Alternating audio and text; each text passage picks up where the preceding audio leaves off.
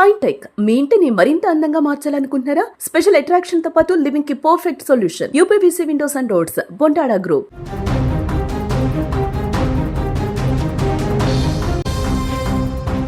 అసలు సాధారణంగా ఎవరికైనా ఆపద వస్తే, ఎవరైనా వేధింపులకు గురి చేస్తే వెంటనే గుర్తొచ్చేది పోలీసులు కదా. బట్ అదే పోలీసులకి కష్టం వస్తే, అది కూడా ఒక మహిళ నుండి ప్రేమ వేధింపులు ఎదురైతే, నిన్ను గాఢంగా ప్రేమిస్తున్నాను, నువ్వు కాదంటే చచ్చిపోతాను అంటూ ఒక ఉన్నత స్థాయి పోలీస్ అధికారినే వణికించిన ఘటన ఇప్పుడు బెంగళూరులో సంచలనంగా మారిందని చెప్పుకోవచ్చు. అసలు ఆ మహిళ ఎవరు? ఒక పోలీస్ ఆఫీసర్ని టార్గెట్ చేసే ధైర్యం ఆమెకి ఎక్కడిది? ఈ వింత ప్రేమ కథ చివరకు ఎక్కడికి చేరింది? ఈ ఘటన సిలికాన్ సిటీ బెంగళూరులో వెలుగు చూసింది. బాధితుడు ఒక పోలీస్ అధికారి అన్నమాట.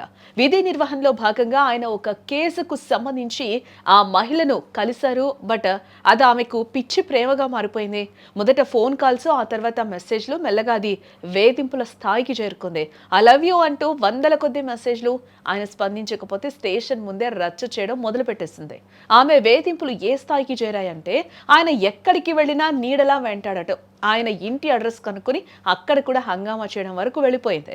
ఒక పక్క పోలీస్ యూనిఫామ్ గౌరవం, మరోపక్క ఆ మహిళ ప్రాణం. ఈ రెండింటి మధ్య ఆ అధికారి చాలా కాలంగా నలిగిపోయారు. చివరకు సహనం నశించి చట్టపరంగానే దీనికి ముగింపు పలకాలని నిర్ణయించుకున్నారు. దీంతో ఆ మహిళపై ఫిర్యాదు చేశారు ఆ పోలీస్ అధికారి. చూసారుగా, రక్షక భటులకే రక్షణ కరువైన వింత పరిస్థితి ఇది. ప్రేమ పేరుతో ప్రాణాలు తీయడం లేదా తీసుకోవడం అనేది పరిష్కారం కాదు. ఈ ఘటనపై మీ అభిప్రాయం ఏంటి? పోలీస్ అధికారి తీసుకున్న నిర్ణయం సరైందేనా?